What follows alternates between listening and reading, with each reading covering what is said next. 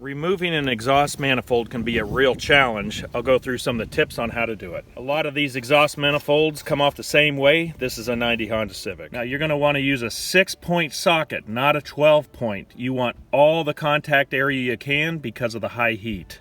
Now to break the rust loose, you want to give it a good tap and then put the socket on like this and tap it on. Then you can break these bolts loose with a socket or a breaker bar. Because of the heat, these can be a challenge.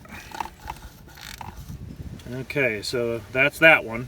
We'll remove the dipstick and go ahead and get the other bolt off. The bolts here that hold on the exhaust can be very corroded and very difficult to get off. Instead of trying to take it off with a wrench, just go ahead and take them off with a hammer and a chisel. Make sure the chisel is nice and sharp and just give it some good hits. It's just easier to split them off like this. Now to separate this, you can use a chisel and just put it right in here. And just give it a few hits. You can see it's starting to separate now. Now to get these bolts on the head, you want to use a swivel socket. This will give you a few more options. Then go ahead and start breaking these loose. Now with everything broken loose, you can just pull them off by hand. With all the nuts off, you can feel it shake.